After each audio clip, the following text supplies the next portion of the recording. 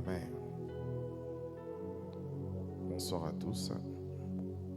Je disais bonsoir quand même. Vous êtes fâchés de mon bonsoir. Amen. Baisse un peu, hein, baisse un peu. Est-ce qu'il fait froid ou j'ai très très froid? Il fait très froid aujourd'hui? Ah, ok. Alors, avant de commencer, je voudrais vraiment dire merci à Dieu. Merci à Dieu. Vous savez, nous avons commencé cette activité et le Seigneur, jour après jour, nous a apporté. Vraiment, on a envie de continuer. Qui a envie de continuer les 20 soirées? Vraiment, moi, j'ai envie de continuer. Alléluia. Et je pense que même ce que nous allons faire, c'est que si on organise des moments comme ça encore, on va plus faire des lives. Parce qu'il y a des gens maintenant qui se cachent derrière les lives. On a besoin des gens à l'église. On va diffuser 2 jours après.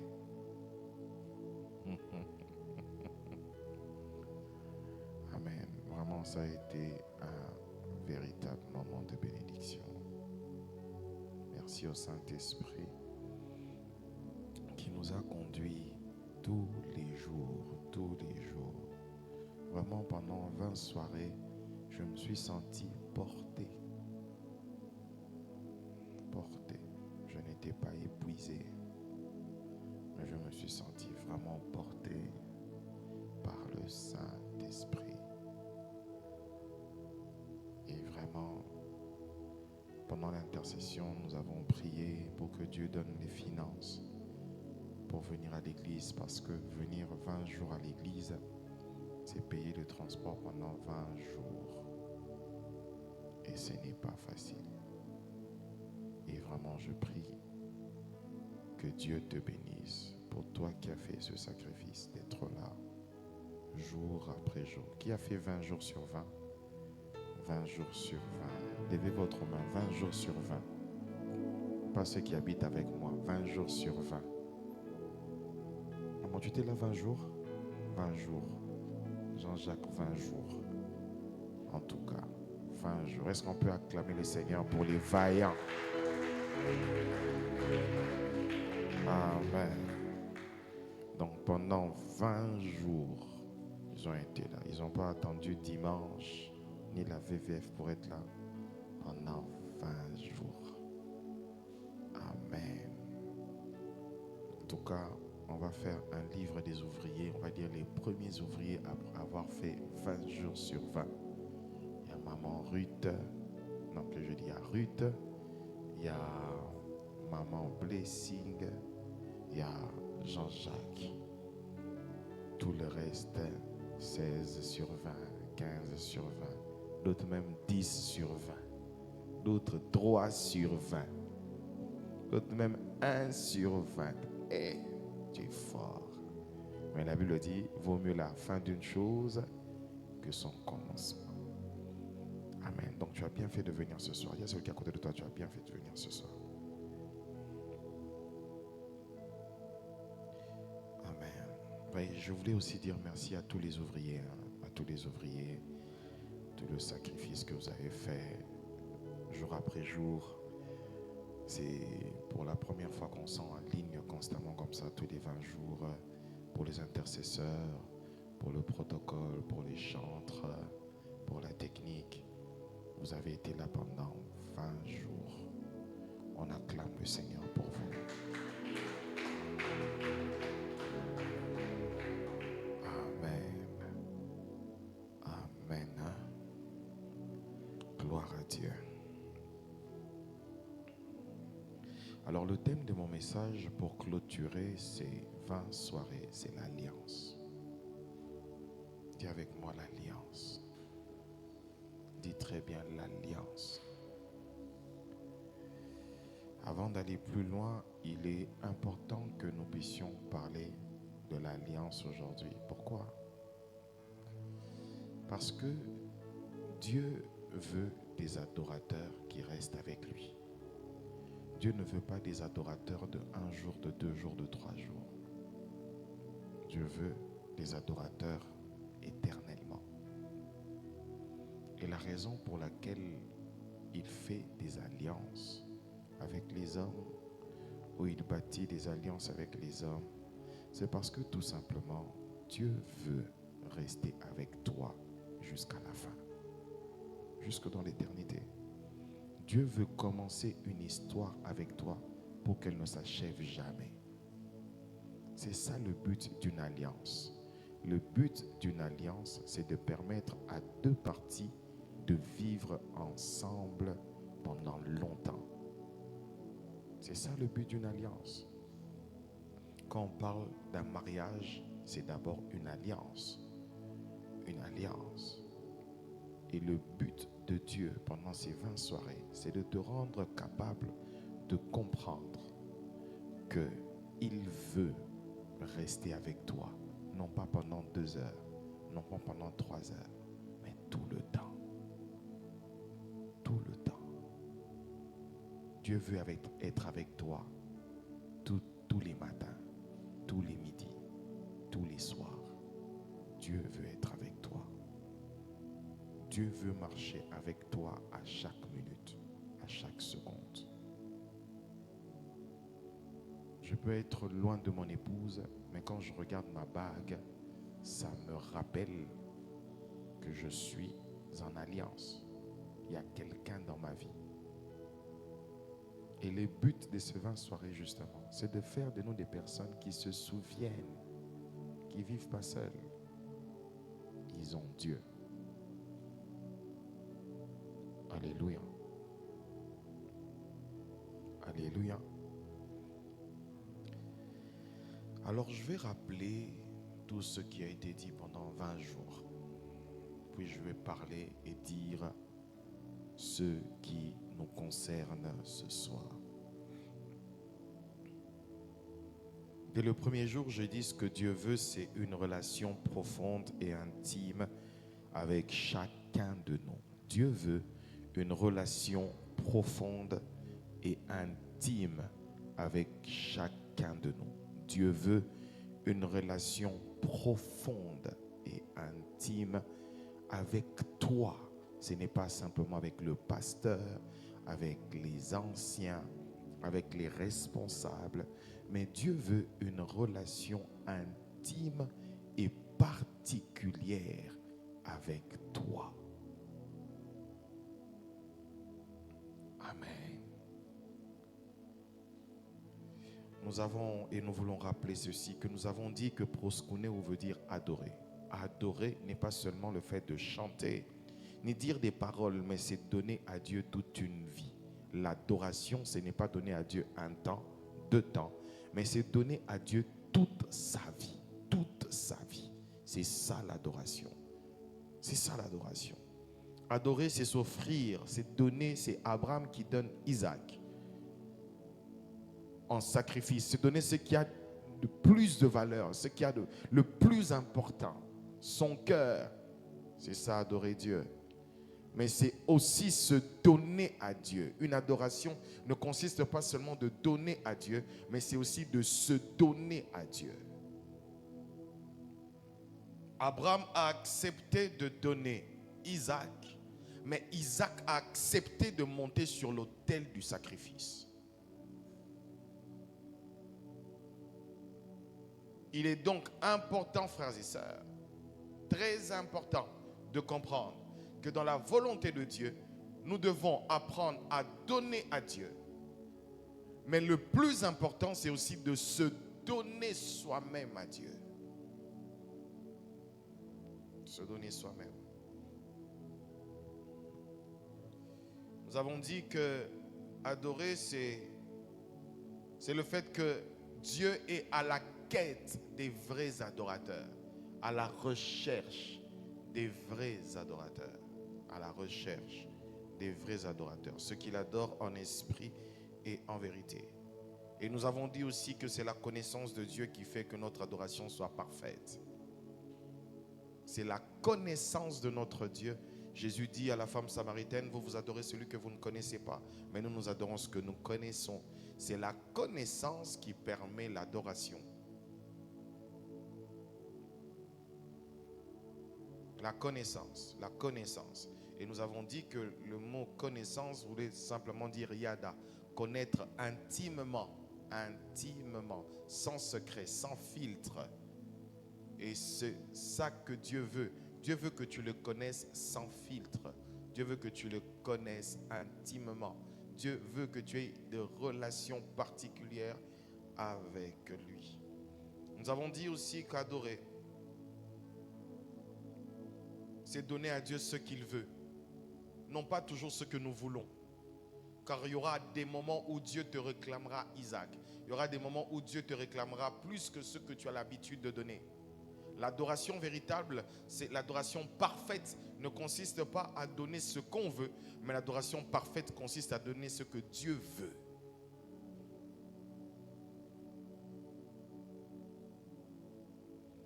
Il peut arriver que tu sois en train de prier et que tu mets de la musique, le Seigneur te dit non, j'ai besoin d'entendre ta voix. Et l'adoration en ce moment-là consiste à ce que Dieu veut entendre ta voix. Il ne veut pas entendre la musique, mais Dieu veut entendre la musique au travers de tes lèvres. C'est ça aussi une adoration parfaite. L'adoration parfaite, c'est de savoir ce que Dieu veut. C'est que Dieu veut. Et de donner ce que Dieu veut.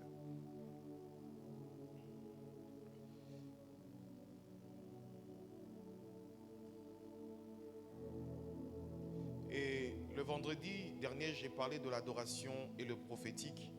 C'est pour nous dire que l'adoration nous permet d'avoir une vie prophétique. Non pas une vie de ministère de prophète, mais une vie d'avoir un calendrier prophétique de Dieu. L'intimité te permet d'avoir le calendrier de Dieu. Abraham n'était pas un prophète de ministère, mais Abraham, que Dieu allait détruire Sodome et Gomorrhe. Alléluia. Et le dimanche, je l'ai dit, c'était peut-être dur, mais je l'ai dit quand même, l'adoration, c'est aussi servir Dieu. Tu ne peux pas adorer sans servir, parce que le mot adoration est rattaché au service. Tu ne peux pas dire que tu adores Dieu sans le servir.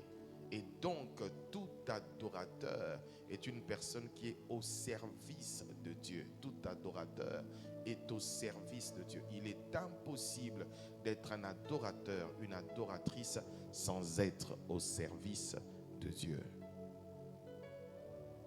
J'aime ce que tu joues. Hein? Et tu fais des grands... Doucement toujours. L'adorateur est la propriété privée de Dieu. L'Église est l'épouse du Christ. L'adoration est comme des relations intimes qui ne sont réservées qu'à deux personnes mariées. C'est pourquoi j'avais dit la dernière fois que les relations sexuelles ne sont qu'autorisées pour les personnes mariées. Toute relation sexuelle en dehors du mariage est un péché. Est un péché. Même si on n'en parle plus dans les églises, j'en parle. C'est un péché. Dieu l'a interdit. Toute relation sexuelle en dehors du mariage est un péché. Et si tu vis dans cela, il est important que tu abandonnes cette vie, que tu abandonnes cela. Pourquoi? Parce que tout simplement, l'adoration est réservée uniquement à Dieu. Uniquement à Dieu. Et hier, j'ai dit que Dieu est un Dieu jaloux. Jaloux. L'une des choses qui excite, la seule chose qui excite la colère de Dieu, c'est quand les hommes se prosternent vers d'autres dieux. Quand tu vas te prosterner vers les fétiches de ta famille, les fétiches de tes oncles, quand tu vas adorer l'argent, adorer l'argent. En réalité, adorer veut dire aimer plus que. Quand tu vas aimer ton travail plus que Dieu, quand tu vas aimer, je ne sais pas moi, ton mari plus que Dieu, tu vas aimer ta femme plus que Dieu, tu vas aimer tes enfants plus que Dieu. Tu n'es pas un adorateur, tu n'es pas un intime, Tu n'es pas une adoratrice, tu n'es pas un adorateur. Et plusieurs personnes donnent des raisons de pourquoi elles ne sont pas là, de pourquoi elles ne viennent pas. Et tu vas te rendre compte qu'en réalité, ce n'est qu'un ensemble des procédés humains pour faire comprendre les choses, mais le cœur n'est pas à Dieu. J'ai posé la question, si le président de la République t'appelait pendant que ton mari est dans le coma pour aller retirer 200 millions, tu iras ou tu n'iras pas? Pose la question à celui qui est à côté de toi. Si tu es dans une situation grave, mais le président de la République t'appelle pour te dire, viens, tu vas retirer, je veux te voir. Tu viens ou tu ne viens pas? Sans hypocrisie. Mais si on te dit que tu dois venir au culte à 19h et que tu as un deal de 200 millions, qu'est-ce que tu choisis? Parce que des fois, nous aimons l'argent plus que Dieu. Ah, pasteur, on va chercher l'argent, on doit donner la dîme, on doit acheter le terrain de l'église. Mais dans ton cœur, tu te consoles en disant que tu vas donner la dîme. Parce que dans ton cœur, tu sais que tu veux d'abord avoir l'argent.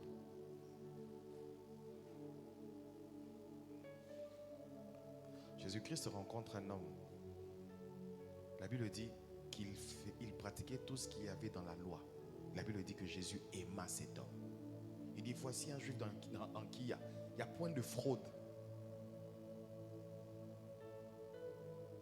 Après, il dit, ok, vends tout ce que tu as, donne aux pauvres, puis suis-moi. On s'est rendu compte que l'équation était compliquée. On peut pratiquer la loi sans aimer Dieu. Parce que quand dans l'adoration, Dieu te demande de vendre, tu vends tout.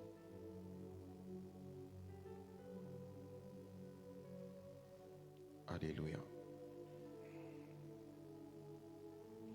L'adorateur est la propriété privée de Dieu. Dis à celui qui est à côté de toi, tu appartiens exclusivement à Dieu. Même l'enfant qui est à tes côtés, que tu portes, ne t'appartient pas. Il appartient à Dieu. C'est pourquoi tu peux faire un planning pour que ton fils soit footballeur. Si Dieu veut qu'il soit pasteur, il sera pasteur. Si Dieu veut qu'il soit menuisier, il sera menuisier.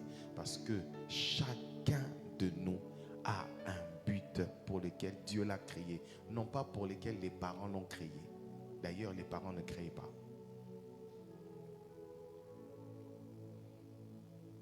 Amen. Alors, et ce soir, je vais essayer de parler en quelques minutes de l'alliance. Je serai un petit peu long. C'est le dernier jour. Je vais rattraper tous ceux qui n'étaient pas là pendant les 20 soirées afin que tu puisses sortir avec le package complet. Alléluia. Et tu vas aimer, tu vas aimer, tu vas aimer. Comme tu as raté hier, tu vas aimer aujourd'hui. Alors le but comme j'ai dit, de toute relation, c'est qu'elle soit pérenne. Le but de toute relation. En réalité, Dieu ne veut pas avoir seulement une relation de 10 ans, 20 ans avec toi. Dieu veut avoir une relation de toujours avec toi. C'est pourquoi la Bible dit que Dieu, quand il bénit jusqu'à la 1000e génération. Pourquoi? Parce que Dieu, tout simplement, dans sa manière de fonctionner, il veut que les relations restent pérennes. Il veut être le Dieu d'Abraham, le Dieu d'Isaac, le Dieu de Jacob, le Dieu d'Israël, le Dieu de David. Il veut être le Dieu. Il veut passer de génération en génération. Et même quand Dieu veut maudire, Dieu s'assure que ça s'arrête à la 4e génération. Dieu ne maudit pas la 1000e génération. Il laisse quand même la fenêtre par sa grâce pour que ceux de la 5e génération pour bénéficier de la grâce. Dis avec moi Amen. Alléluia. Alors on va lire un passage biblique. Colossiens 2, 10 à 15. On va se tenir debout.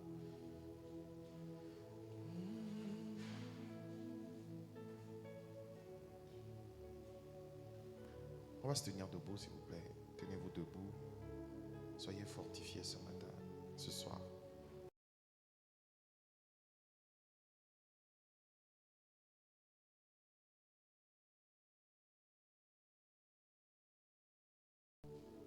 Vous avez tout pleinement en lui, qui est le chef de toute domination et de toute autorité.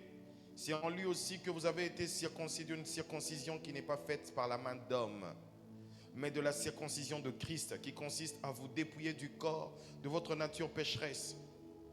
Vous avez en effet été ensevelis avec lui par le baptême, et vous êtes aussi ressuscités en lui, et avec lui par la foi en la puissance du Dieu qui l'a ressuscité. Vous qui étiez morts en raison de vos fautes et de l'incirconcision de votre corps, il vous a rendu à la vie avec lui. Il nous a pardonné toutes nos fautes. Il a effacé l'acte rédigé contre nous, qui nous condamnait par ses prescriptions. Il a annulé en le clouant à la croix. Dernier verset. Il a ainsi dépouillé les dominations, les autorités, les a données publiquement en spectacle, en triomphant d'elles par la croix. Nous pouvons reprendre nos places. Au début, quand j'étais un prédicateur, s'il y a un des messages que j'ai prêché le plus et le plus souvent, c'était le message de la croix.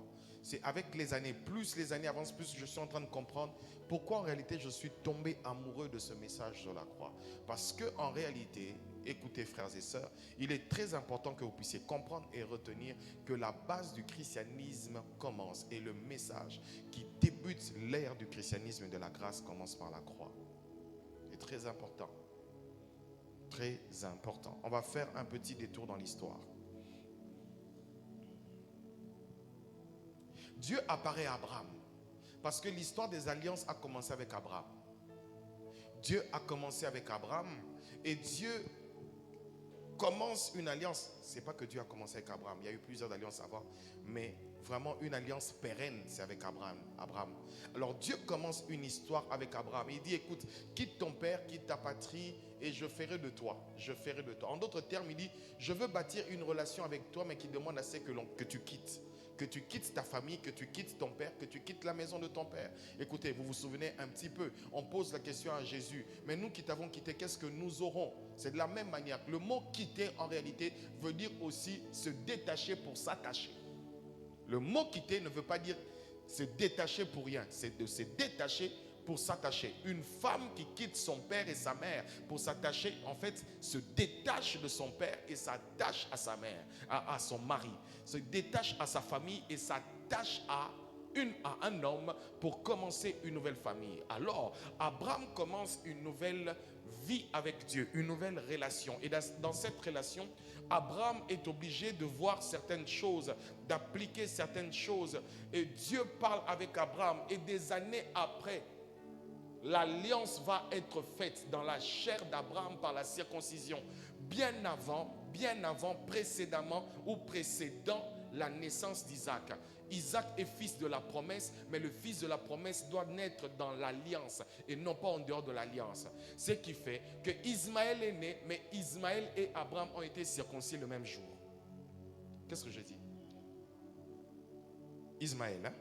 Donc Ismaël et Abraham ont été circoncis le même jour, mais le fils de l'alliance est circoncis après. Tu sens déjà que c'est des bonnes choses, hein? On peut y aller. Alors, il est important de comprendre ceci, que dans l'alliance, il y a Dieu qui intervient pour commencer une histoire avec les hommes.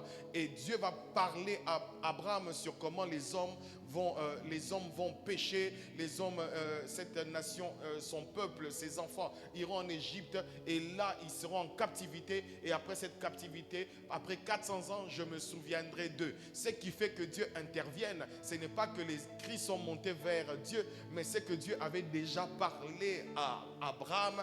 Donc l'alliance a fait que Dieu se souvienne de ces hommes qui étaient en captivité, non pas à cause d'eux, mais à cause d'Abraham. C'est pourquoi quand Dieu apparaît à Moïse et dit, moi le Dieu d'Abraham, d'abord d'Abraham, parce que j'ai bâti une alliance avec Abraham, mais cette alliance n'est pas restée avec Abraham, elle est passée d'Abraham à Isaac, puis Jacob. Une alliance pérenne, c'est une alliance qui traverse les générations. Ainsi Dieu a commencé une histoire avec Abraham, mais Dieu ne s'est pas limité avec Abraham. Dieu va continuer cette histoire et même quand ce peuple se retrouve en esclavage, Dieu se souvient qu'il y a une alliance. L'alliance. Et cette alliance fait à ce que il est circoncis de la chair. La circoncision est un signe physique extérieur de l'alliance. La circoncision est un signe physique extérieur de l'intimité. La circoncision est un signe extérieur et physique de l'adorateur. Dieu dit à Abraham, tu seras circoncis, tu circoncis tous ceux qui habitent chez toi. Mais il a eu ce signe où il a eu dans la présence de Dieu. Il a eu dans l'intimité. Et c'est dans l'intimité que cet homme a reçu le message de la circoncision. Et quand il en ressort, il est circoncis, lui et son fils. Ainsi, frères et sœurs, l'ancienne alliance est différente de la nouvelle alliance par déjà ceci. Ce qui fait la différence de l'ancienne alliance et la nouvelle alliance, c'est que l'ancienne alliance est régie, est fondée sur le sacrifice ou le sang de l'homme qui coule. C'est le sang de l'homme qui coule qui fait assez que l'homme soit en alliance avec Dieu. C'est parce que l'homme apporte le prépuce devant Dieu que ce sang-là qui coule, qui fasse assez que l'homme soit en alliance. Et tout Israël, tout Hébreu, dans son intimité, tout homme savait que je suis en alliance avec Dieu. Et l'un des signes physiques pour montrer son alliance, nous aujourd'hui c'est une bague pour montrer que tu es en alliance avec ton épouse. Mais pour un Hébreu, pour montrer son alliance, il va te montrer son organe intime et tu vas voir que dans son organe intime, il est différent de tous les hommes. Ce qui fait la différence entre un célibataire et un marié, c'est qu'aujourd'hui, c'est pas tout le monde qui le fait, mais nous portons des anneaux. Et ainsi, ce qui fait la différence entre celui qui était un Hébreu, croyant, pratiquant, c'était la circoncision de la chair.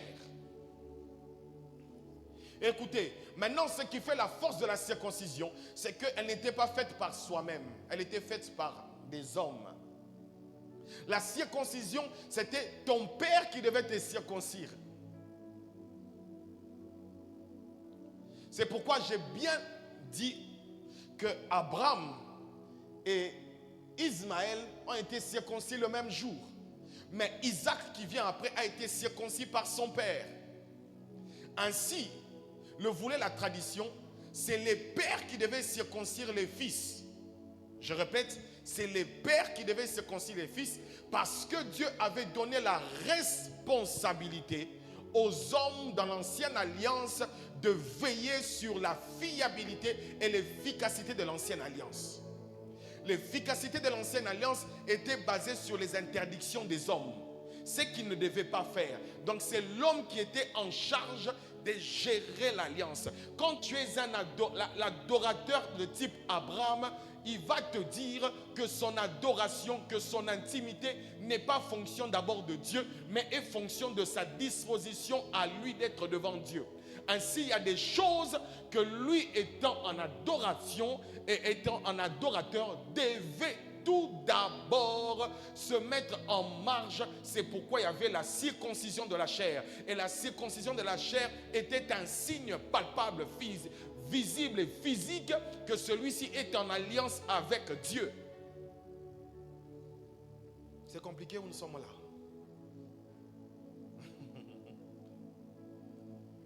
L'église évolue, donc on doit monter un peu. Alléluia. Qu'est-ce que vous devez comprendre? Revenons dans la nature. Quand un chaste se marie à une vierge et qui se marie, quand ils vont en lune de miel, qu'est-ce qui prouve qu'ils sont en alliance? C'est parce qu'il y a le sang. Vrai ou faux? Le mariage dans le sens pur, il est déclaré quand on constate la virginité.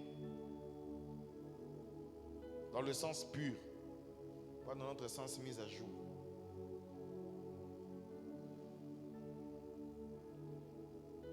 Alléluia. Ainsi, l'homme prenant la virginité de la femme, c'est cet homme qui est mari de la femme. Ça veut dire qu'à chaque fois que l'homme prend la virginité de la femme, il fait couler son sang. C'est cet homme qui devient le mari de la femme, dans le plan biblique.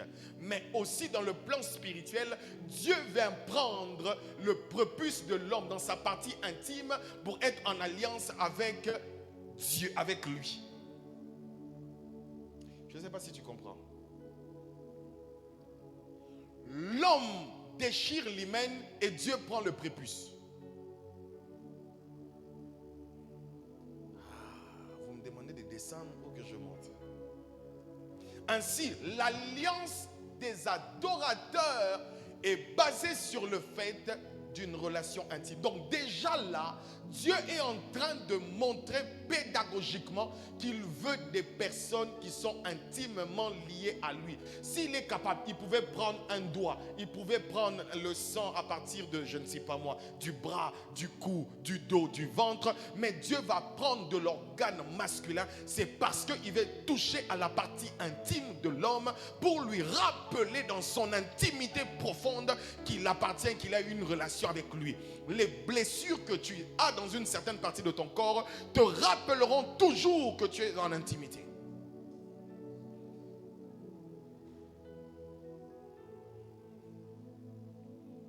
Alléluia.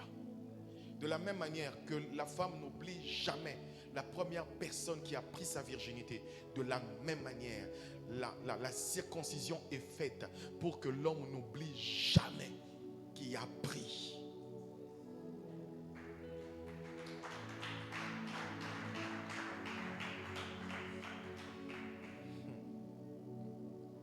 Donc même dans le temps de la loi, c'était un temps d'amour. Même quand la loi c'était dur, c'était l'amour. Maintenant le problème c'est que la gestion maintenant de cette adoration, la gestion de cette intimité était donnée à qui? À l'homme. En réalité maintenant dans la nouvelle alliance, la pédagogie a changé mais le but reste le même. La pédagogie a changé, mais il reste le même. Je vais aller, nous avons lu tout ce que nous avons lu dans Colossiens 2.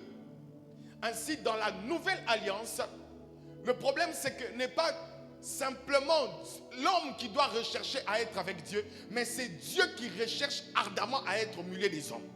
Dieu recherche, Dieu désire une intimité avec les hommes. Dieu désire une relation avec les hommes. Dieu désire une relation d'adoration avec les hommes. Mais pour la rendre pérenne, il va passer par l'alliance. Et comme nous avons dit, dans l'ancienne alliance, l'alliance passe par le sang. Dans la nouvelle alliance, l'alliance passera aussi par le sang. Mais dans l'ancienne alliance, c'est à partir du sang de l'homme. Mais dans la nouvelle alliance, ce n'est pas le sang, le prépuce de l'homme, mais c'est le sang de Dieu lui-même. Ainsi, nous sommes en relation avec Dieu. Et nous sommes en relation avec Dieu, non pas parce que nous avons des traces sur le corps, mais nous sommes en relation avec Dieu parce que Dieu lui-même s'inflige des traces sur le corps de son Fils. Ainsi, l'intimité et l'adoration que nous avons n'est pas fonction de nous, mais est fonction de celui qui nous a ouvert les portes de l'adoration.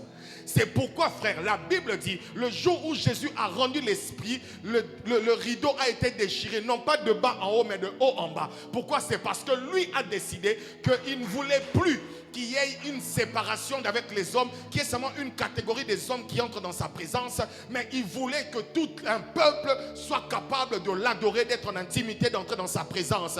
À cause du sang de l'agneau de Dieu, Jésus-Christ, l'agneau immolé, nous sommes dans la capacité et dans la possibilité de rentrer dans sa présence et d'être appelé intime. Ce n'est pas le sang de bouc, ce n'est pas le sang de taureau, ce n'est pas le sang de l'alliance des hommes avec l'époque de Moïse ou d'Abraham, mais c'est dans une dimension plus grande et plus supérieure. C'est que par le sang de Jésus, nous avons accès au Père. Le sang de l'alliance te permettait d'avoir accès à certaines choses, mais le sang de Jésus te permet d'avoir accès au trône de Dieu, accès à la présence du Père, accès à la présence du Père. Nous tous qui étions loin, séparés de Dieu par nos péchés, la Bible dit qu'il nous a pardonné.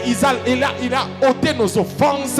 Et qu'est-ce qu'il a fait? Il nous a donné accès à la présence de Dieu. Et tu as accès à la présence de Dieu.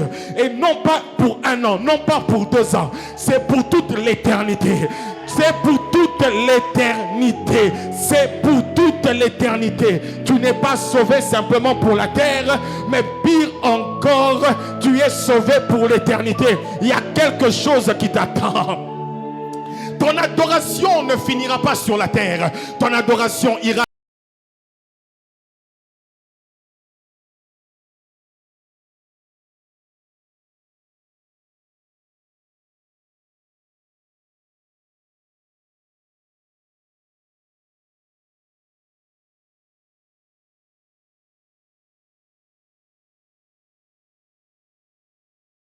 où passe ce père, il va dans le sein d'Abraham, dans la présence de Dieu. C'est ça le secret de la nouvelle alliance, où nous sommes des adorateurs même dans l'éternité.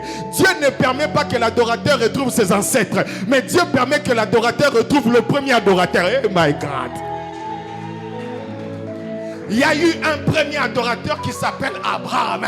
Et Dieu permet que tous les véritables adorateurs qui meurent vont dans le sein du premier adorateur qui est Abraham. Je suis en train de dire à quelqu'un que ton adoration ne s'arrêtera pas sur terre. Ton adoration t'emmènera quelque part. Ton intimité t'emmènera quelque part. Ta vie t'emmènera quelque part. Laisse les hommes se moquer de toi. Laisse les hommes dire ce qu'ils veulent. Ils ne comprennent pas pourquoi tu te prosternes, pourquoi tu parles en langue, pourquoi tu pleures dans sa présence, pourquoi tu chantes, pourquoi tu adores. Mais un jour revient où les hommes verront que tu n'es pas n'importe qui, que tu seras dans le sein d'Abraham. Le jour où tu quitteras cette terre, et s'il n'est pas encore revenu, tu seras dans le sein d'Abraham. Tu seras dans le sein d'Abraham. Moïse a reposé avec ses ancêtres, mais nous reposons dans le sein d'Abraham, dans le sein du premier croyant qui a eu la foi. Ainsi, l'ancienne alliance était basée sur les principes que les hommes devaient faire. Mais la nouvelle alliance n'est pas basée sur les choses que l'homme doit faire. La nouvelle alliance est basée et repose principalement sur la foi que sur autre chose.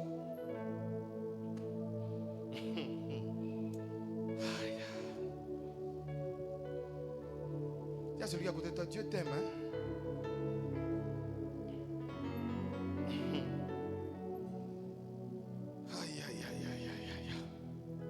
Écoutez ce que l'apôtre Paul dit, 1 Corinthiens 11, 23 à 24. En effet, j'ai reçu du Seigneur ce que je vous ai transmis par de la Sainte Seine. Le Seigneur Jésus, la nuit, il a été arrêté. Il prit du pain. Après avoir remercié Dieu, il a rompu et dit, ceci est mon corps qui est rompu pour vous. Faites ceci en souvenir de moi. De même, après le repas, il prit la coupe et a dit, cette coupe est la nouvelle alliance en mon sang. C'est la nouvelle. Il inaugure la nouvelle alliance en mon sang, Jésus. Il dit, faites ceci en souvenir de moi toutes les fois que vous en boirez. Le sang, ce qui est déposé sur l'autel, qui fait la force de l'alliance. C'est la force de l'alliance. Et frères et sœurs, dans les anciens temps, ce qui faisait la force des alliances, c'était des mariages. Tel prince se marie à telle princesse pour que les deux royaumes vivent en paix.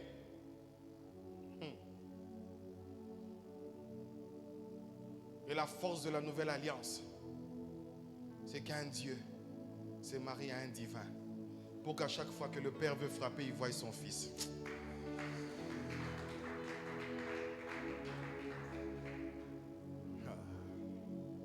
Alléluia. L'apôtre Paul rappelle que dans l'ancienne alliance, nous pourrions être en relation avec Dieu, mais par nos efforts. Tu ne dois pas faire ceci. Si tu dois faire cela, tu dois te laver, tu dois enlever tes habits. Et même pour les femmes, pendant les périodes de menstruation, tu ne peux même pas t'approcher. Tu ne peux même pas rester chez toi. Tu dois être hors du camp. Tu dois être hors du camp. Pourquoi? Parce que depuis longtemps, on voyait le sang hors du camp. Jésus est mort hors du camp. Le sang a coulé hors du camp. Ainsi, le sang qui coule est un sang qui doit couler hors du camp. Et toutes les femmes qui perdaient le sang en ce temps-là devaient vivre hors du camp. C'était ça la loi. Ainsi, par nos efforts, l'homme a voulu se rapprocher de Dieu. L'homme a voulu être intime de Dieu. L'homme a voulu être proche de Dieu. L'homme a voulu être proche de Dieu. Tu ne peux pas être proche de Dieu intimement à lui sans Jésus. Quel que soit ce que les hommes faisaient, il y avait toujours le rideau du temple. Quelle que soit la perfection du sacrificateur, il ne pouvait pas entrer comme il voulait dans les lieux très saints. Quel que soit le nom du sacrificateur, même s'il se bombait le torse, il avait le thumine et le urim sur la poitrine, il ne pouvait pas entrer dans le temple comme il voulait. Mais toi, tu peux même ronfler un peu.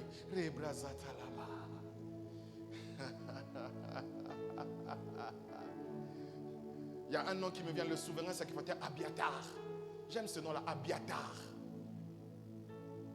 Quelle que soit la force d'Abiatar, il ne pourra jamais entrer dans la présence de Dieu comme il veut. Comme il veut.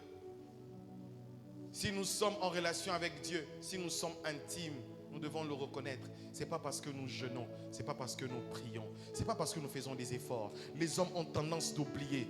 Et faire ça, c'est nous ramener à la loi. C'est nous ramener à la loi. Quand tu penses que tu dois jeûner 3 jours, le jeûne n'est pas mauvais. Mais quand tu mets le jeûne à la place de la croix, c'est le jeûne qui devient la loi. Nous avons tendance à oublier qu'il y a eu un sacrifice. C'est le sacrifice qui nous a permis d'être des enfants de Dieu. C'est le sacrifice qui nous a permis d'être des véritables adorateurs. C'est le sacrifice qui nous a permis d'être des co-héritiers avec Christ. C'est le sacrifice de Jésus qui nous a permis d'être des co-ouvriers avec Jésus. C'est le sacrifice. C'est son sacrifice. C'est quand le sang a coulé que le sang a fait de nous ce que nous sommes. Alors ne cherche pas à te vanter de tes heures de prière. Ne cherche pas à te vanter de tes minutes de concentration. C'est nous ramener à la loi. Car, frères et sœurs, quelle que soit la perfection de la loi, elle n'est pas au-dessus de la grâce, parce que la grâce a fait que le rideau soit déchiré, mais la loi a fait que le rideau soit toujours placé. Alléluia. Ce n'est pas le sang de la circoncision qui est un signe d'alliance aujourd'hui. C'est le sang de Dieu qui régit la nouvelle alliance. C'est ce qui est en horreur dans d'autres religions. Ils ne peuvent pas comprendre que Dieu a un sang. Oui, ils ne peuvent pas comprendre que Dieu meurt. Ils ne peuvent pas comprendre qu'on dise que Dieu meurt. C'est ça la folie de la nouvelle alliance. C'est pourquoi la plupart des religions en dehors du christianisme sont dans l'ancienne alliance. Tous, ils sont dans l'ancienne alliance. Les animistes dans l'ancienne alliance. Les voisins dans l'ancienne alliance. Tous, ils sont dans l'ancienne alliance. Seuls les chrétiens sont dans l'alliance nouvelle parce qu'ils croient à la mort et à la résurrection de Jésus. Si tu es dans l'ancienne alliance, je te dis, tu auras du mal à croire que Dieu est mort. Tu auras du mal à croire que tu as accès facile à la présence de Dieu. Tu auras du mal à croire que Dieu t'a sauvé. Mes frères et sœurs, pourquoi? Parce que l'homme dans l'ancienne alliance, c'est par ses efforts qu'il s'approche de Dieu. Mais dans la nouvelle alliance, c'est par les efforts de Dieu que Dieu s'approche de l'homme. J'ai dit ceci, que dans l'ancienne alliance, c'était les pères qui devaient faire mal aux fils pour que les fils soient en relation avec Dieu. Mais dans la nouvelle alliance, Jean-Jacques, c'est le Père Dieu qui fait mal à son fils Jésus pour le bien des hommes.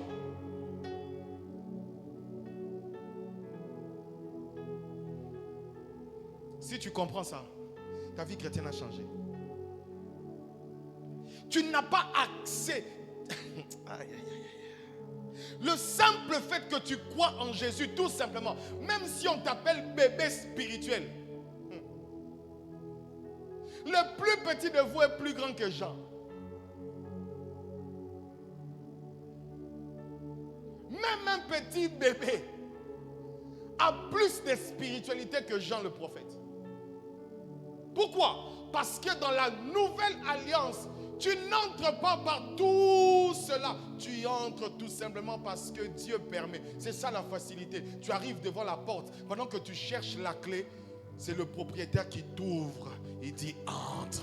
C'est ça la nouvelle alliance. C'est Dieu lui-même qui vient t'ouvrir la porte de sa présence. C'est Dieu qui t'ouvre la porte de sa chambre. C'est Dieu qui t'ouvre la porte de sa maison. C'est Dieu qui t'ouvre la porte porte de son intimité. Dans la nouvelle alliance, ce n'est pas l'homme qui ouvre, c'est Dieu qui ouvre. Dans la nouvelle alliance, ce n'est pas l'homme qui ouvre, c'est Dieu qui ouvre. Dans l'ancienne alliance, c'était l'homme qui devait ouvrir parce que c'est l'homme qui avait chassé Dieu. C'est l'homme qui voulait devenir comme Dieu. Mais dans la nouvelle alliance, c'est Dieu qui ouvre parce que Dieu aime les hommes. Il fait entrer les hommes, il fait entrer les hommes, il fait entrer les hommes, il fait entrer les hommes. C'est pourquoi nous sommes capables de rêver Dieu, de sentir des choses, de voir des choses. Dieu nous fait entrer dans sa présence, Dieu nous fait goûter à sa présence, Dieu nous fait goûter à son intimité à cause de l'alliance, à cause du sang, à cause du sang. Tu es un adorateur à cause de Jésus. Tu n'es pas un adorateur parce que tu plies tes genoux. Tu es un adorateur à cause de Jésus. Tu n'es pas un adorateur parce que tu jeûnes, tu donnes tes dîmes, tu donnes tes offrandes, mais tu es un adorateur parce que Jésus a été offert pour toi. Et aujourd'hui, nous avons maintenant une chose que nous faisons, c'est que nous présentons plus nos efforts que de passer par le sang. Nous présentons plus nos jeûnes au lieu de passer par Jésus. Nous présentons plus la loi parce que présenter le jeûne, présenter la loi, présenter les sacrifices, c'est présenter la loi. Mais présenter Jésus, c'est dire je ne mérite pas, mais par Jésus. Je ne mérite pas, mais par Jésus. La loi te fait faire des efforts, mais la grâce te fait entrer. Sans effort, sans effort, sans effort. Ainsi l'homme, tu ne peux pas être un adorateur véritable de Dieu sans être en Jésus. Les adorateurs de la loi restent dans la loi. Ils n'ont pas une intimité avec Dieu. Parce que le but de l'alliance et du sacrifice, c'est de permettre l'intimité. Et la loi ne permettait pas l'intimité. La loi permettait les rapprochements.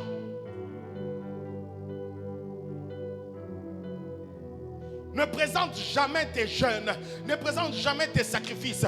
Même si tu fais des veillées, ce n'est pas par tes veillées, ce n'est pas par tes jeûnes, ce n'est pas par tout cela, c'est par le sang de la nouvelle alliance, le sang de l'agneau. Tu n'es pas béni parce que tu as trop prié, tu n'es pas béni parce que tu as trop travaillé, tu es béni parce qu'il y a quelqu'un sur la croix qui a dit tout est accompli. Tu n'es pas béni parce que tu fais des choses. Non, tu es béni d'abord parce qu'il y a quelqu'un qui a dit tout est accompli. Tu n'es pas béni parce que tu fais des choses, mais tu es béni parce que Dieu a dit tout est accompli. Je comprends pourquoi Dieu n'a pas voulu que l'homme touche à l'arbre de vie dans le jardin, mais qu'il touche à l'arbre de vie en dehors du jardin.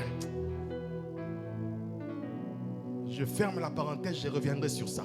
Mes frères et sœurs, il est important que dans la nouvelle alliance, que nous puissions parler du sacrifice de Jésus, qui est la plus grande dimension spirituelle qui nous permette d'entrer en intimité. Tu ne seras jamais un véritable adorateur si tu n'as pas Jésus. Chante comme tu veux. Chante comme tu veux. Mémorise les do, ré, mi, fa comme tu veux.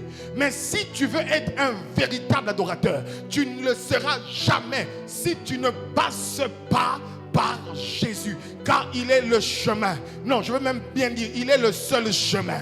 Il est le seul chemin menant dans la présence du Père. Moïse ne nous a pas menés dans la présence du Père. Même Abraham lui-même ne nous a pas menés dans la présence du Père. Jacob ne nous a pas menés dans la présence du Père. Les prophètes ne nous ont pas menés dans la présence du Père. Le seul chemin qui conduise au Père s'appelle Jésus. S'appelle Jésus. S'appelle Jésus. Jésus est le chemin. Jésus est la vérité. Jésus est la vie. Il est le seul chemin. Si tu veux voir Dieu, cherche Jésus. Si tu veux voir Dieu, accroche-toi à Jésus. Si tu veux voir le Père, accroche-toi à Jésus. C'est pourquoi quand Philippe lui pose la question, montre-nous le Père, et lui dit, Philippe, depuis tout ce temps, tu ne sais pas que celui qui m'a vu a vu le Père. Si tu n'es pas en Jésus, tu ne verras pas le Père. Si tu n'es pas avec Jésus, tu ne verras pas le Père. Il est important, frères et sœurs, et toi qui me suis sur Internet, si tu veux voir le Père, il est important d'entrer sur le chemin qui s'appelle Jésus-Christ de Nazareth,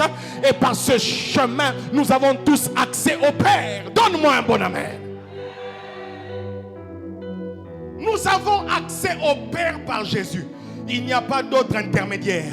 Il n'y a pas de prophète intermédiaire. Il n'y a pas de maman intermédiaire. Il n'y a pas d'ange intermédiaire. Il n'y a pas de quelconque intermédiaire. Il n'y a pas de fétiche intermédiaire. Le seul qui peut entrer dans la présence de Dieu s'appelle Jésus. Même les chérubins qui sont dans sa présence se couvrent les yeux. Ils ne sont pas capables de les regarder en face. Le seul qui regarde en face, c'est Jésus. Le seul qui regarde en face, c'est Jésus. Et la seule personne qui peut te mener dans la présence de Dieu, c'est Jésus. Ce n'est même pas un ange, ce n'est même pas un archange, ce n'est même pas un chérubin. Ils peuvent se tenir devant Dieu, mais ils ont les yeux fermés. Mais le seul qui a les yeux ouverts dans la présence de Dieu s'appelle Jésus. Alléluia. Donne-moi un bon amen. Donne-moi un bon amen. Alors il est important en tant qu'adorateur et adoratrice que tu connaisses ces choses qui vont régir ta vie jusque dans l'éternité, que tu connaisses. C'est quoi? Parce qu'une alliance est régie par un contrat. Une alliance, c'est un accord. Il y a des accords. Tu fais ceci, je fais cela. Tu fais ceci, je fais cela. Alors qu'est-ce que Jésus a fait et qu'est-ce que nous faisons? Est-ce que je peux avancer? La Bible dit dans Colossiens 2 que nous avons lu que Jésus, Dieu a pardonné nos péchés. Il nous a pardonné les péchés par son Fils Jésus. Par Jésus, nous avons le pardon de Dieu. Nous n'avons plus besoin de sacrifier des choses. Nous n'avons plus besoin de mettre les sangs de taureau ni les sangs de bouc. Mais par le sang de Jésus, nous sommes pardonnés. Il nous a pardonnés. Il a effacé nos fautes. Ce sont les fautes qui mettaient une limite, une barrière entre nous et Dieu. Tu sais pourquoi tu n'es pas intime à Dieu? C'est parce qu'il y a les fautes. Mais quand tu viens à Jésus, le sang de Jésus te lave. Il n'y a plus de barrière entre toi et le Père. Il n'y a plus de barrière entre toi et Jésus. Il n'y a plus de barrière entre toi et le Saint-Esprit. Tu peux entrer dans son intimité. Tu peux entrer dans sa présence tout simplement parce que tes fautes sont effacées. En d'autres termes, ton casier judiciaire est zéro. Il est vierge. Même si tu as avorté, même si tu as tué, même si tu as fumé, même si tu as je ne sais pas moi quoi, quel que soit ce que tu as fait, en Jésus-Christ, tes péchés sont pardonnés. Non pas seulement pardonnés, ils sont effacés. Toi qui te plains toujours de ton péché de 2000 ans, je voulais te dire, avant même que tu ne pêches, ton péché a été sur la croix. Avant même, tu as déjà été lavé. Et si tu penses toujours au péché pour lequel tu demandes pardon, tu es un incrédule et tu es dans la loi.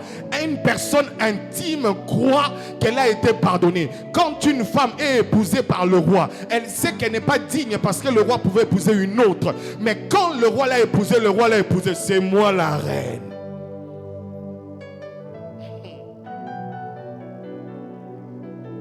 Il a effacé nos fautes. Mais il n'a pas simplement effacé les fautes.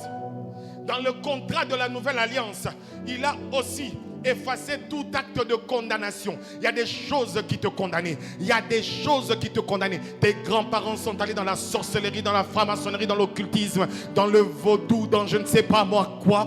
Mais par le sang de Jésus-Christ, la condamnation qui t'emmène en enfer est effacée. Je suis en train de dire même que même si ton père était dans l'occultisme, son péché ne touche que lui. Dans la nouvelle alliance, le péché des pères ne touche pas les enfants. Si l'enfant croit, même si tu as été dans l'occultisme, même si ton père a été dans la sorcellerie, dans la magie, quand tu es en Jésus, ça ne te touche pas. Dis avec moi, ça ne me touche pas. Ça ne me touche pas. Les liens de la famille ne te touchent pas. Les liens de la coutume ne te touchent pas. Les liens de la magie ne te touchent pas. Les liens de la famille ne te touchent pas. Pourquoi? Parce que tu as été adopté. C'est quoi adopté? Adopté, c'est détaché puis attaché. Tu as été détaché de ta famille pour être attaché à la famille de Dieu. On ne peut pas manger un sorcier, on ne peut pas manger un chrétien. Un sorcier ne peut pas te manger, un sorcier ne peut pas t'envoûter, un sorcier ne peut pas te chercher. D'ailleurs, c'est un végétarien qui vient à la réunion des carnivores.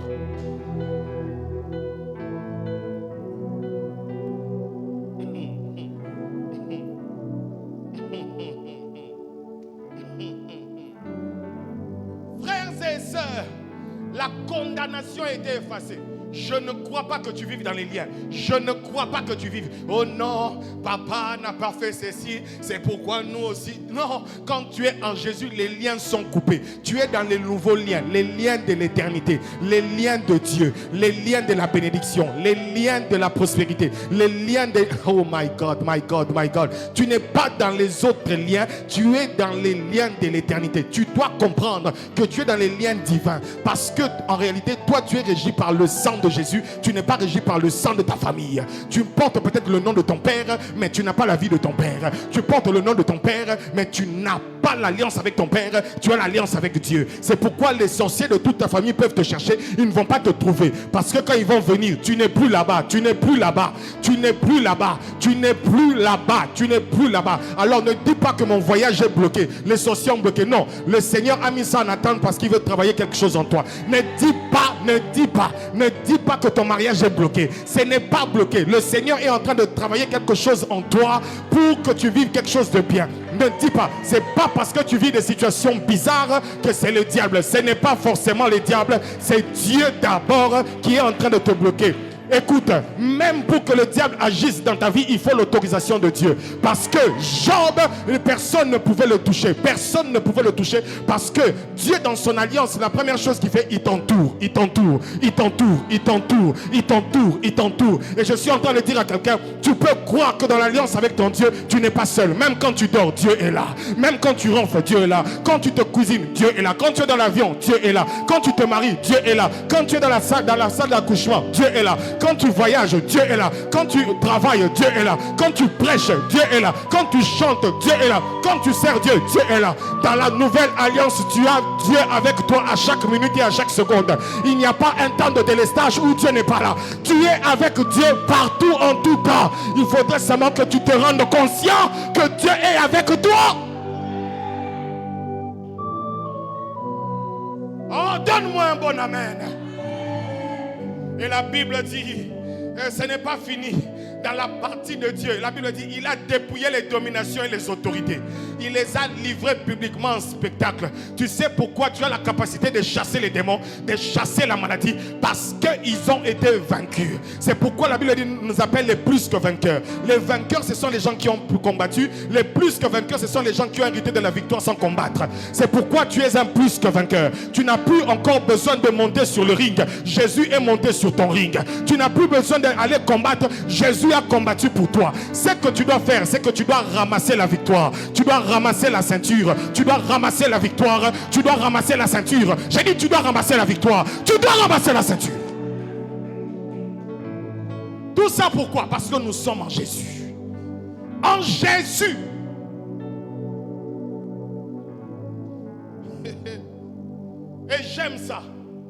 À la croix, il y a eu un transfert. Dis avec moi transfert.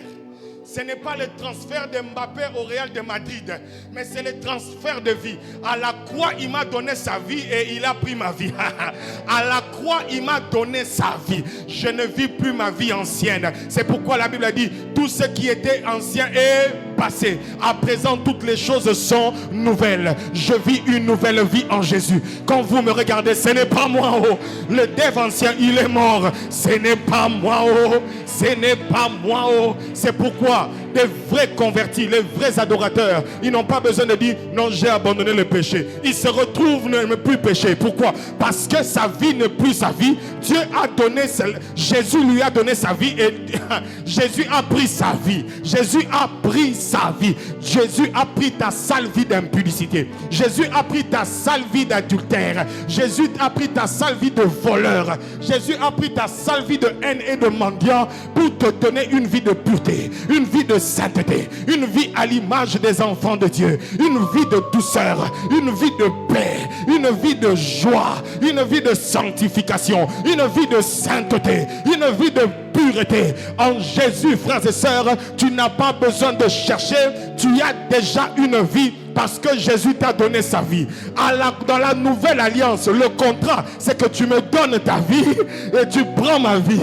Et le perdant dans ces contrats, c'est en dire comme Jésus. Parce que Jésus a une vie pure. Il donne la vie pure pour prendre rendre la vie sale. Frères et sœurs, dans la nouvelle alliance, si on a les yeux humains, on dira que c'est Dieu le perdant. Mais en réalité, ce n'est pas Dieu le perdant, c'est Dieu le gagnant. Il a donné son Fils unique pour avoir des milliards de fils. C'est la stratégie de Dieu. Dans la nouvelle alliance, le sang de Jésus a coulé pour pas qu'un homme soit converti.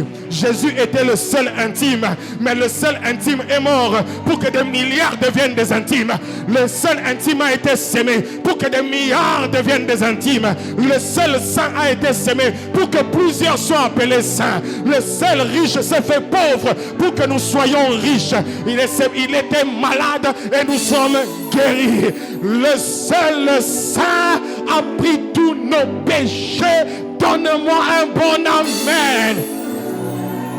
Ta vie est la vie de Jésus.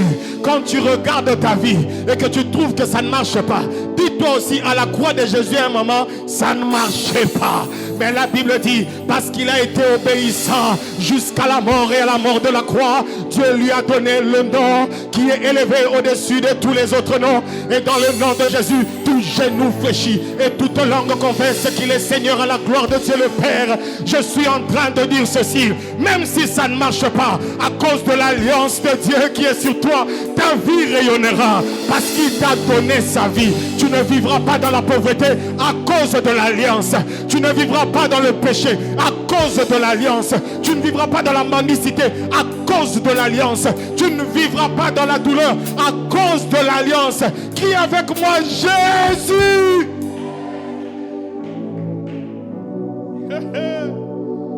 Oh là, ça plaît à les mains, Yashalai. Ce n'est pas fini. J'ai l'impression que dans la nouvelle alliance, tu as trop de boulot, trop de boulot. Pendant qu'on pense que c'est fini, quand les gens disent que c'est fini à la croix et qu'il est mort et ressuscité, ce n'est pas fini. La Bible dit, je m'en vais au Père, je vais vous préparer une place. Même là où il est parti, il n'est pas dans le repos. Il est en train de me préparer une place. Même là où il est parti, il y a une villa. La villa la plus somptueuse du ciel. Ce n'est pas la villa d'Abraham, c'est ma villa, c'est ma villa. Je le crois, c'est ma villa. Il est allé me préparer une place pour que j'y aille, pour que je sois avec lui. Peut-être sur terre j'habite une bicoque, mais au ciel j'habiterai une villa. Oh la chalet.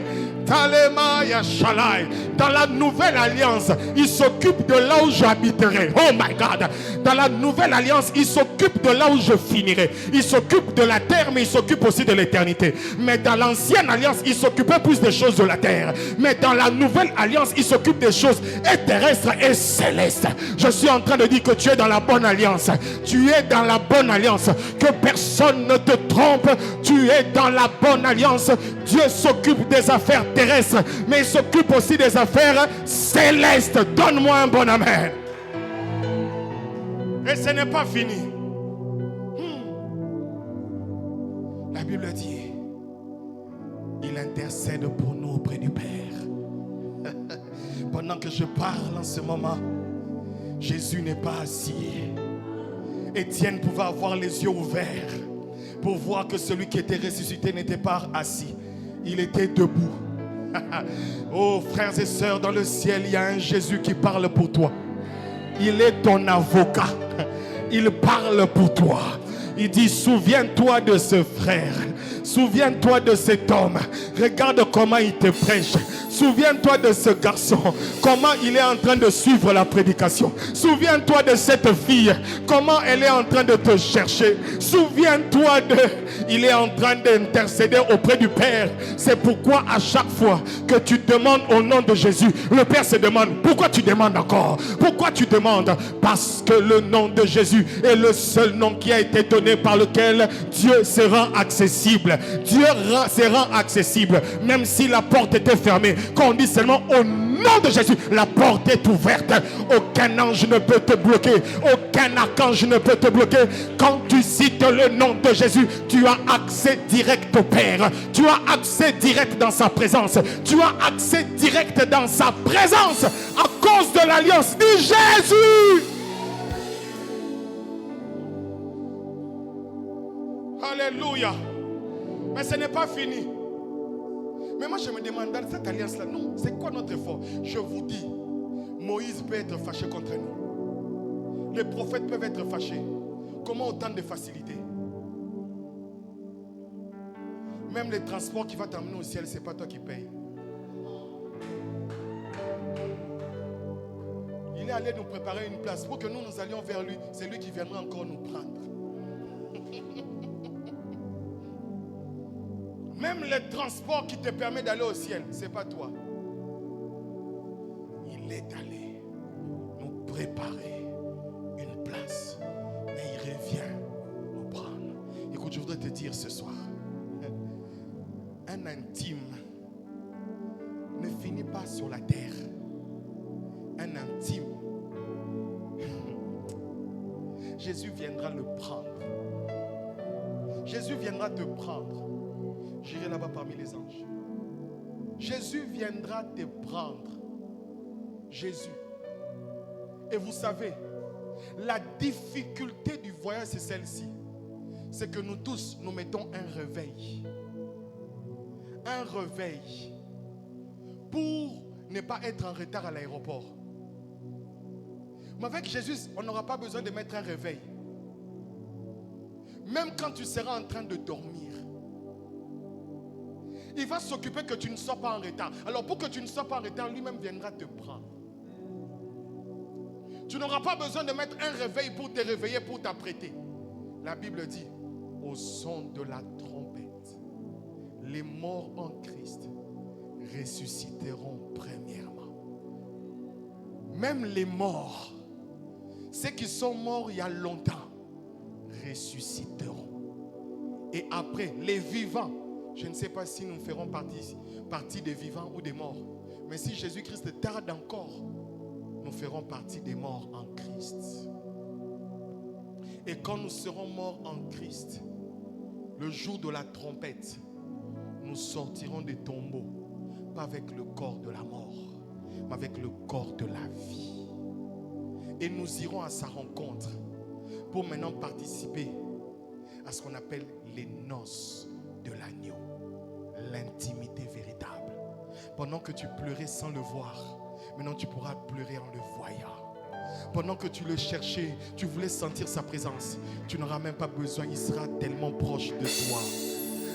Quand tu cherchais, Seigneur, je ne te vois pas dans mes visions. Seigneur, je ne te vois pas dans mes rêves. Mais ce jour-là, tu n'auras pas besoin des rêves. Tu le verras face à face. Tu le toucheras. Il sera avec toi. Il sera ton ami. Tu l'appelleras et il répondra. La Bible dit, et essuiera les larmes. Ce ne sont pas les larmes de tristesse. Ce sera des larmes de joie.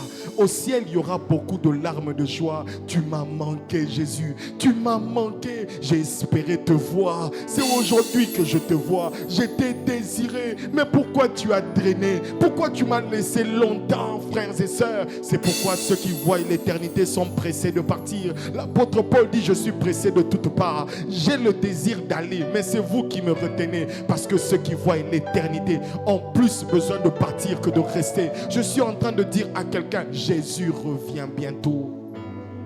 Et tout adorateur véritable doit se préparer à l'enlèvement, au retour de Jésus. Si tu es un adorateur et que tu ne te prépares pas au retour de Jésus, tu es un aventurier. C'est comme une femme qui se prépare au mariage mais sans quitter la maison de ses parents. Un adorateur véritable vivra maintenant un mariage éternel où il ne sera jamais séparé de son Jésus.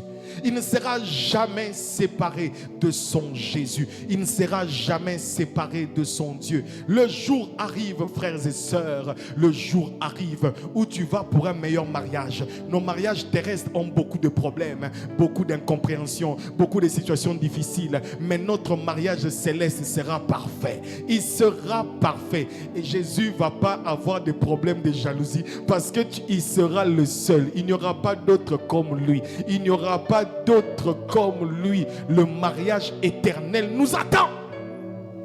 Véritable adorateur, c'est des personnes qui soupirent en enlèvement, qui soupirent au retour de Jésus. Les vrais adorateurs soupirent au départ, soupirent, ils veulent partir vers Jésus. Même si je suis encore sur terre en attendant d'accomplir la mission, mais dans mon esprit, je sais que je dois partir. Je sais qu'un jour je dois partir. Je sais, même si c'est dans 40 ans, je dois partir. Je dois partir. Je dois retrouver mon Créateur. Je dois retrouver mon Seigneur. Je dois retrouver mon Seigneur. Et vous savez, frères et sœurs, sur la terre, il y a des choses qu'il fait. Mais dans le ciel, nous aurons une autre dispensation. Ici, le corps te fait un peu mal. Tu as mal à la tête. Mais là-bas, il n'y aura pas de douleur. Il n'y aura pas de deuil. Il fait que l'intimité fera que dans sa présence, il n'y aura pas de douleur, il n'y aura pas de deuil, il n'y aura pas de chômage, il n'y aura pas de crise, il n'y aura pas de problème d'électricité, pas de problème de courant, pas de problème d'eau, pas de problème de paiement des factures, pas de problème de loyer, pas de problème de ceci. Pourquoi? Parce qu'il fera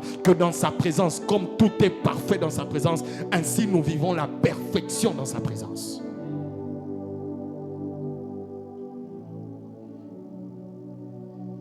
Mais alors, c'est quoi la part de l'homme?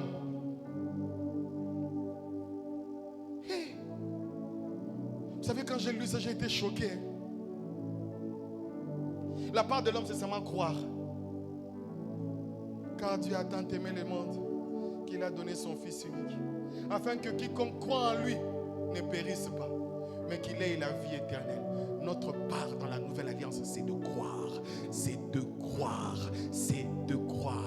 La sanctification vient après le fait d'avoir cru. Tu dois d'abord croire pour entrer dans la sanctification. Si tu te sanctifies sans croire, tu es un pharisien. Tu es dans la loi. Tu es dans la loi. Nous, frères et sœurs, à la compassion, nous croyons que nous devons d'abord croire, puis commencer maintenant à vivre par la sanctification.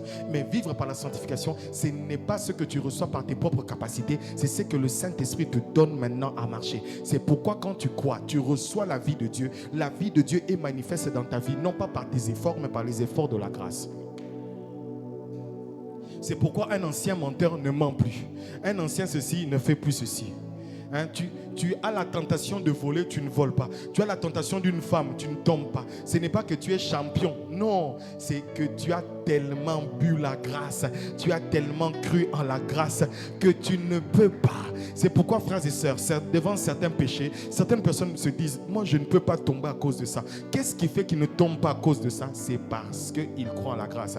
Qu'est-ce qui a fait que Joseph ne puisse pas tomber devant la femme de Potiphar? Parce qu'il ne voulait pas perdre Dieu. Ainsi, dans la grâce, l'homme ne vit pas dans le péché comme une loi, mais vit non pas dans le péché, parce que c'est une conséquence de l'amour divin manifesté. Ainsi, sa sanctification est un parfum, non de loi, mais de grâce devant le trône.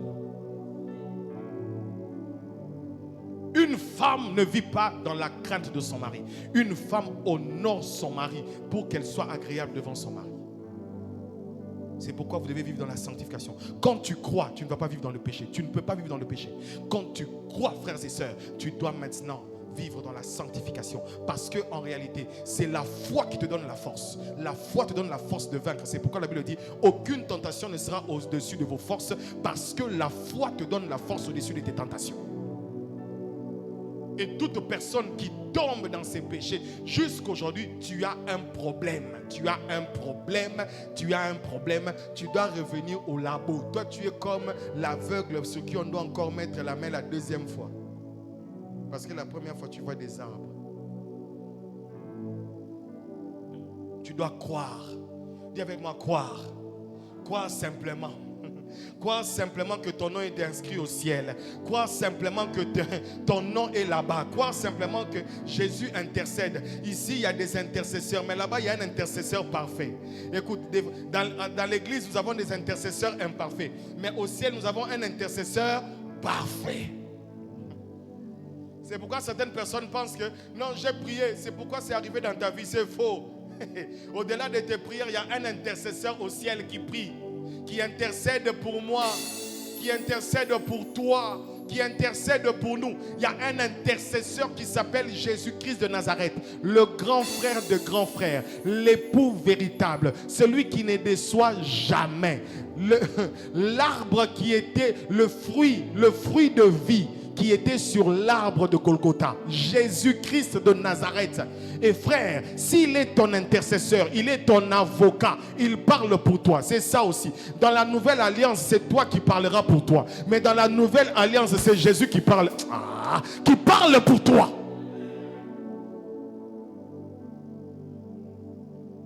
Alléluia. Mais vous savez, comme je l'ai dit, pour finir, l'ancienne alliance était compliquée. C'est l'homme qui devait gérer. Au point où Moïse est en train de donner un ordre. Il dit que ce livre de l'alliance doit être lu chaque 7 ans, pour le rappel. Chaque 7 ans, on devait lire ça. Dans Deutéronome, c'est écrit. Mais Jésus, il n'a pas besoin qu'on nous dise chaque 7 ans. Il a dit, il vous est avantageux que je m'en aille. Car le Saint-Esprit, l'autre consolateur, viendra. En fait, dans la nouvelle alliance, on voit les droits travailler.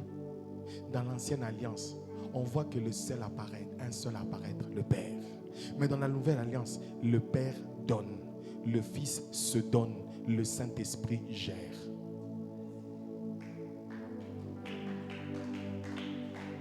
Tu ne seras jamais un véritable adorateur si tu n'as pas le Saint-Esprit. Impossible. Impossible. Impossible. En ce temps, nous avons besoin tous du Saint-Esprit.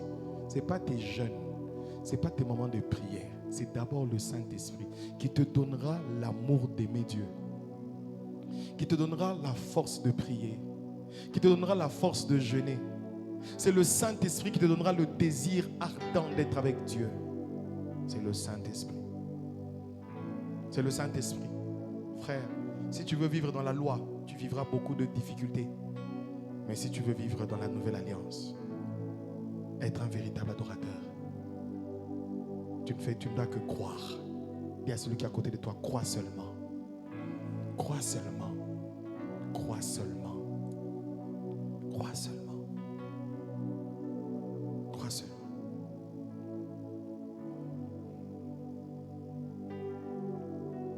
Jean 14, 26. Mais le défenseur, l'Esprit Saint, que le Père enverra en mon nom, vous enseignera toutes choses. Dans l'ancienne alliance, on devait rappeler. Mais dans la nouvelle alliance, c'est le Saint-Esprit qui vient nous rappeler, qui vient nous enseigner comment mettre en pratique telle ou telle autre chose. Tu ne peux pas être un véritable adorateur. Tu ne peux pas donner à Dieu ce qu'il veut si tu n'es pas capable d'être en relation avec le Saint-Esprit, en communion avec le Saint-Esprit, en communion. En réalité, le Saint-Esprit, c'est l'ami qui est sur le même banc que toi pour la composition. Si tu veux être un véritable adorateur et vivre en alliance, tu dois être lié au Saint-Esprit. Quant à moi, je prierai le Père, il vous donnera un autre défenseur, afin qu'il reste éternellement avec vous. Éternellement. L'Esprit de la vérité, que le monde ne peut pas accepter, parce qu'il ne le voit pas et ne le connaît pas. Mais vous, vous le connaissez, car il reste avec vous et il sera avec vous. Quand sera venu le défenseur, Jean 15, 26, que je vous enverrai de la part du Père, l'Esprit de vérité qui vient du Père, il rendra témoignage de moi. Jean 16, 8 à 15. Et quand il sera venu, il convaincra le monde en ce qui concerne le péché, la justice et le jugement. En ce qui concerne le péché, parce qu'il ne croit pas en moi. La justice, parce que je vais auprès de mon Père et que vous ne me verrez plus. Le jugement, parce que le prince de ce monde est jugé. J'ai encore beaucoup de choses à vous dire, mais vous ne pouvez pas les supporter maintenant. Mais quand le défenseur sera venu, l'Esprit de la vérité, il vous conduira dans toute la vérité. Il ne parlera pas de lui-même, mais il dira tout ce qu'il aura entendu et vous annoncera les choses à venir. Il révélera ma gloire, parce qu'il prendra de ce qui est à moi et vous l'annoncera. Tout ce que le Père possède est aussi à moi. Voilà pourquoi j'ai dit qu'il prend de ce qui est à moi et qu'il vous l'annoncera. Dans la nouvelle alliance, l'homme doit vivre dans la foi. Dans la foi. Dans la foi. Pour vivre dans la sainteté, il te faut la foi. Pour vivre la sanctification, il faut la foi. Pour vivre les promesses de Dieu, il faut la foi. Pour vivre toutes ces choses, il faut la foi. Et cette foi s'applique à tout homme qui veut vivre dans la nouvelle alliance. Et dans cette nouvelle alliance, tu n'es pas seul. Ça sera peut-être difficile, mais la personne qui rendra cela possible, c'est le Saint-Esprit. Que Dieu vous bénisse.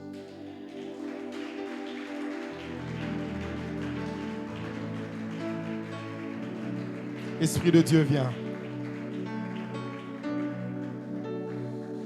Alors on va prier pour demander vraiment, pour commencer une vie avec le Saint-Esprit.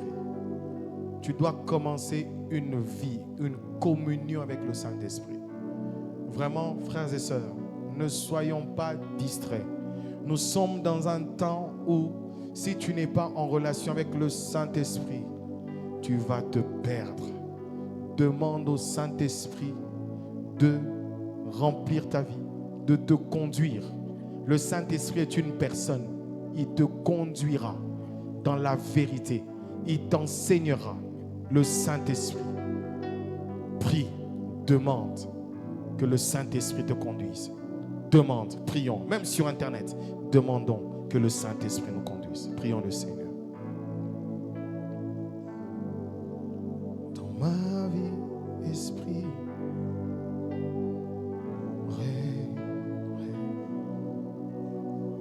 Spirit of God reigns.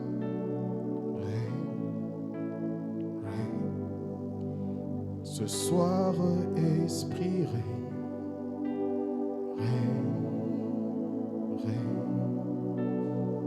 Esprit de Dieu. Crois seulement. Demande l'aide du Saint-Esprit. Demande l'aide du Saint-Esprit.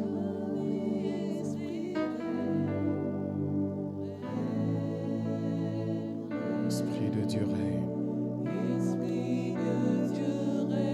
Esprit de Dieu règne. L'Esprit de Dieu règne.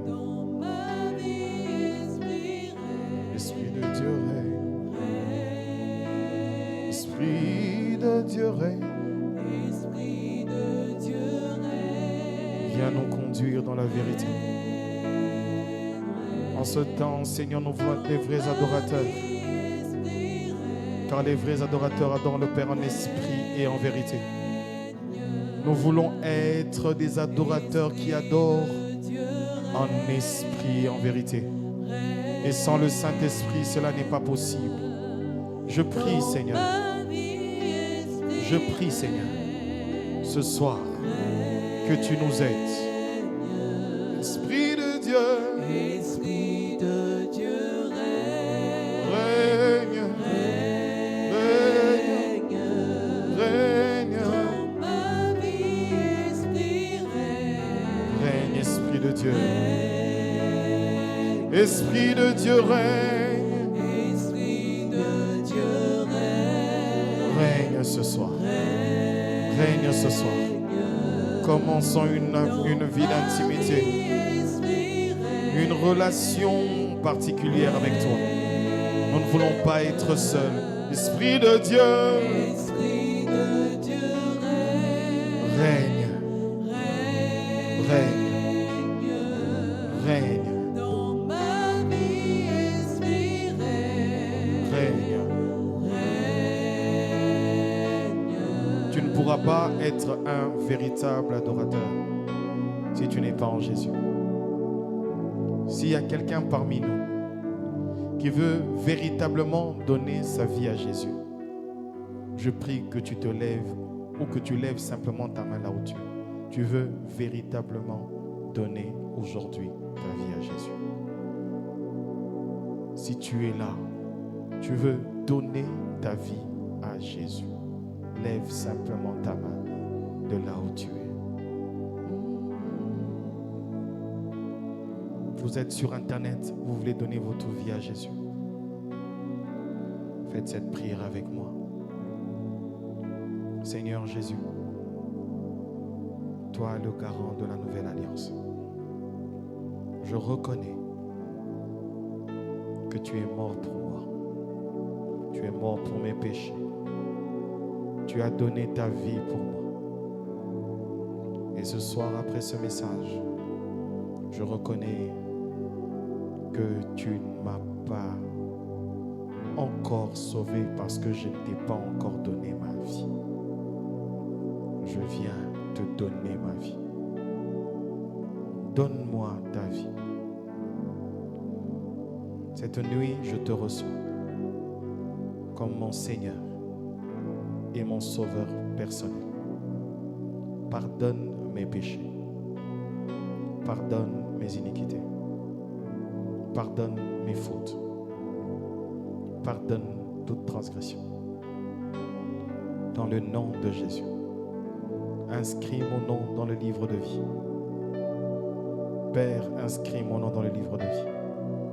Donne-moi le Saint-Esprit afin de vivre en nouveauté de vie et que je sois un chrétien, un enfant et un véritable adorateur digne de toi.